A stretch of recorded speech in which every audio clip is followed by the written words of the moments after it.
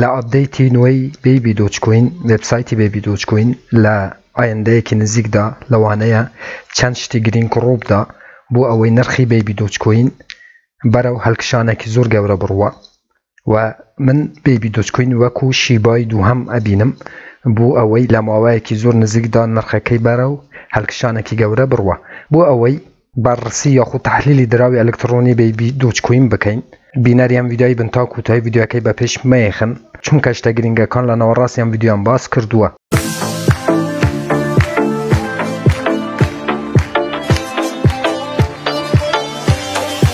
بەناوی خوا سڵاو هاوڕان هیوام لە هەر شوێنێ بن ساق و سەلامەت و تەندروست بن ئینشەڵڵا. بەڕێزان دیسانەوە منی هاتمەوەین لە خزمەت ئێوە بۆ پێشکەشکردنی ویدیۆیەکی تر لە زنجیرە ویدیۆکانی بەدەستێنانی پارە لە ئینتەرنێت، لە پێیجی فێسبووکی بەدەستێنانی پارە لە ئینتەرنێت، هەروەها لە چەنێلی یوتیوبی بەدەستێنانی پارە لە ئینتەرنێت. بۆ بەڕێزانەکە یەکەم جارە و چەنێلەیە بینن لێرە چەنێلی بەدەستێنانی پارە لە ئینتەرنێتە کە منی هاتمەوەین 72 ویدیۆ لە ڕێیا و چەنێلەوە بڵاوەکەمەوە کە ئێوە بێ بەرامبەرەتوانن دراوە ئەلکترۆنیەکان و هەروەها دولاری ئەمریکی بەدەست بهێنن بۆ ئەوەی ئێوە هیچێک لە ویدیۆکانی داهاتوو لە دەست نەدەن و هەر کاتێکەمە ویدیۆیەک ئاپلۆد تاکەم یاخود بڵاوەکەمەوە یوتیوب لە ڕێی نوتیفیکیشنەوە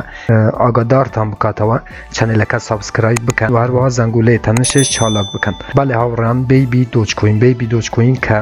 سێ مانگ پێم وایە سێ مانگ پێش ئێستا ئیلان ماسک توییتێکی لەسەر بێبی دۆچکۆین کرد و پشگیری لە دراوی ئەلکترۆنی بێبی دۆچکۆین کرد. من بە پێویستم زانی ئەم ویدیۆە لە ئێستادا بۆ ئێوە دروست بکەم چونکە نرخی بێبی دۆچکۆین باوچینە ناو کوین مارکێت کەپی بەڕێزانم زۆر هەرزانە ئێستاش مەجای ئەوەی هەیە کە ئێوە بێبی دۆچکۆین بکڕن 8.33 نرخی ئەم دراوە و هەروەها 196,000 کەس ئەم دراوان لە واچلیستی خوان هەیە. ڕەنکی ئەم دراوە واتە لە ڕوتبەی 2731 بازار کریپتۆکارنسیە. کەنترەک ئادرسی ئەم دراوە باینەنس سمارت چاینەکەی واتوانن لەناو پانکێک سواب لە ڕێی BNB و ئەم دراوەی بکڕن. مارکێت کەپی ئەم دراوە هاوڕان 1 ملیارد و 400 میلیۆن دلارە و هەروەها عددی دراوەکە 424 تریلیۆنە عددی دراوی ئەلکترۆنی بێبی دۆچکۆین. لێرانە باوچینە ناو هۆڵدێرەکانی بەڕێزانم کە 867,000 هۆڵدێری هەیە دراوی ئەلکترۆنی بێبی دۆچکۆین کە بەڕاستی عددێکی زۆرە بۆ دراوێک کە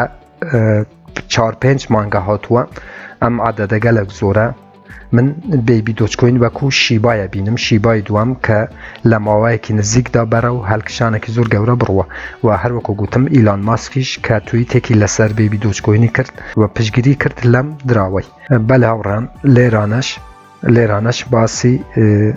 مارکێت کەپەکەم کرد و هەروەها چارتیام دراوە کە چەند بەرەو هەڵکشان و داکشان هاتووە. هاوڕان مەجای ئەوەی هەیە کە ئێوە ئێستاش بێبی دۆچکۆین بکڕن چونکە بەڕاستی نرخەکەی زۆر هەرزانە کە 8.03 کە هەروەکو ئاگادارن لە ماوەی ڕابردووە 8.04 ڕۆی نزیکەی 5 ڕۆی چونکە بێبی دۆچکۆین مەجای ئەوەی هەیە چونکە هۆڵدێرەکانی زۆرن و هەروەها معاملاتی ڕۆژانەشی باشە مەجای ئەوەی هەیە کە لە داهاتووەکی نزیکدا چەند سفری کەم بکاتەوە دراوی ئەلکترۆنی بێبی دۆچکۆین. لێرانە باچینە ناو توییتی بێبی دۆچکۆین بەڕێزانم لە ماوەی یەک ڕۆژە کە 400 و تویتەرەکە هاوڕان پێشەوەی بچینە سەر پۆستەکانی بێبی دۆچکۆین لێرانە 402,000 کەس فالوێری ئەم دراوی ئەلکترۆنیە لە تویتەرە لە ماوەی یەک ڕۆژە کە 775,000 هۆڵدەر بوو لە ماوەی یەک ڕۆژە بەڕێزانم هەروەکو دەی نەخارەوە لێرانە 100,000 هۆڵدەر زیاد بوو بۆ دراوی ئەلکترۆنی بێبی دۆچکۆین کە ڕقەمێکی بەڕاستی زۆر باشە. لە ماوەی یەک ڕۆژە 100,000 هۆڵدەر بۆ ئەم دراوەی زیاد بووە. هەروەکو لێرانە ئاماژەی پێکردووە لەسەرەوە بەڕێزانم کە 775,000 هۆڵدەر بوو ئێستا بوویتە 850,000 هۆڵدەر. بەڕاستی سەرکەوتنێکی زۆر گەورەیە بۆ بێبی دۆچکۆین و هەروەها لە داهاتوودا بێبی دۆچکۆین کار لەسەر واڵێتی خۆیەکە بۆ ئەوەی واڵێتی تایبەت بەخۆی هەبێ و چەندین باسی گرنگ کە ئێواتوانن لە ناو تویتەری خۆی بێبی دۆچکۆین بێن و بەڕسی ئەم دراوەش بکەن بۆ ئەوەی بڕیار لەسەر کڕین یاخود نەکڕین ئەم دراوەش بدەن. و هەروەها دەنگ و باسی ئەوەش هەیە کە بێبی دۆچکۆین کە تێسلا کە گەورەترین شەریکەی ایلان ماسک به نسبت سیاره الکترونیا کان یا خود اتومبیل الکترونیا کان که دیاره که سیاره کی کردی تخلات بو هولدرکانی بیبی دوج کوین بو اوی ام خلاطی ببخشه با هولدرانی که هولدری بیبی دوج کوین بو کسی که نهنگ واتا هاوران او کسی که زیادترین بیبی دوج کوینی هولد کردوه و سیاره تسلا عدد با کسی که زیادترین هولدری بیبی دوج کوینه و هر لیران هاوران هر وقت بینن تسلا 2021 لوگو یا خود آرمی بیبی دوج کوینش لسر ام سواره هیا که شریکه هر وقت گوتن شریکه یکم دولمند جهان ایلان ماسک. بله برزانم با خود آمارن و دوباره تحلیلی بیبی دوج کوین بکن براستی سرکوتنکی گوره من بیبی دوج کوین با دراوکی زور باشه بینم کلماوکی زور نزیک دا سرکوتنکی گوره بخوا بینه چون که لسوشیال میدیا براستی تیمکی زور چالاکه و من بیبی دوج کوین هر وکو شیبای دوام بینم بو اوی لماوایکی کردا و تا لماوایکی کم دا نرخی بیبی دوج کوینش برای هلکشانکی گوره بروه و هر وکو گوتم برزم لویبسایت کش یان گورانکاری کردوه که گورانکاری کی تواوی خستی تناو خودی وبسایت کیان و هر وها بیبی دوج کوین کار لسر کارتیه که برزانم کارتی الکترونی خوی بو اوی گواسنوا یا خود کرینی هر شتک با کارت انجام بدره با کارتی الکترونی که امش هنگاوه کی گرین که بو دراوی الکترونی بیبی دوج کوین اگر ام کاری انجام بداد. برزانم من پیشتر چند ویدیو لسر بیبی دوج کوینم درست کردوه هر وکو لهمو ویدیو کانش پیتان اره من هیچ سیگنالک بو کرم بویوا بلاو ناکموا بلام لوی دلنیابن که من باشترین کوینکان یا خود دراوی الکترونی کریپتوکارنسی بیوا ناسنم که ایوا براسی لماوی چند سال یا خود چند مانگی کی زیادترین قازانج بکن لوی دلنیابن. پاشوی که ایلان ماسک توییت کی کرد لسر بیبی دوج کوین که بدايت هات 20 روز بعد هاوران بیبی دوج کوین برای هلکشانه کی زور گوره روشت بلام لو کاتوی ایلان ماسک توییتی لسر بیبی دوج کوین نکردوه بلام برای من هاوران چون که دراوه کی زور باشه بیبی دوج کوین و نزدیک 900,000 هولدری هیم پیم وایه لماوایه کی کم دا لم روزانه دا ایلان ماسک دیسانه و بی و توییت لسر بیبی دوج کوین بکات بو اوی نرخکی برو هلکشانکی گوره بروه لیران اشاوران هر وکو بینن بیبی دوج کوین بردوام لتوکنسوزی آیا بو اوی نرخکی برو هلکشانکی گوره بروه هر وکو لیران بینن 3 کوارتریلیون توکنز 9 میلیارد و 12 میلیون دلاره توکنسوزی کردوه که براستی ام توکنسوزیه نرخی بیبی دوج کوین برو هلکشانکی گوره تر ابا و بردوامش بیبی دوج کوین برزانم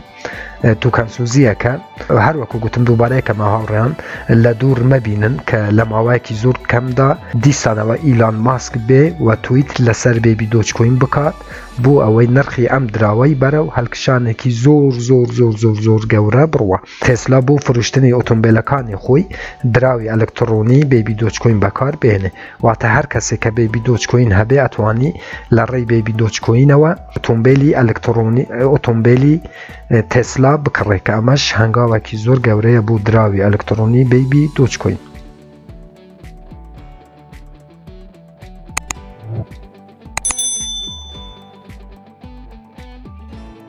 لیرانش باچینانا مارکتی بیبی دوج کوین که ایو اتوانه لری چندین صرافی و هر وها لری پنکیک سواب و بیت مارتیش که گرینگترین صرافیه و چندین صرافی تر اوکیکس اتوانن دراوی الکترونی بیبی دوج کوین تریدی پی بکن یا خود بکرن و هر وها آسانترین ریگه بو کرنی هم دراوش هر وکو گوتن پنکیک سواب لسر ورژینی دو لناو ترانسوالت ایو اتوانن بایننس بکن با ام دراوکه بیبی دوج کوینه. بله هاوران پیم وایه پیویز با ام ویدیوش بویو درست بکم لم کاتیه چون کم دراوی که براستی جی اوی هیا مجالی اوی هیا که چند سفری لماوی کی کم دا کم بکاتوا چون کم اگر دیسانوا بیبی دوج کوین توکنسوزی خوی بردوام به و توکنسوزی بکات و ایلان ماسکش اگر توییت لسرم دراوی بکات دیسانوا برواتان هبه نرخی بیبی دوج کوین زور برای هلکشان اروا و لماوی کی زور کم دا 2 یا خود 3 سفری کم کاتوا دراوی الکترونی بیبی دوج کوین.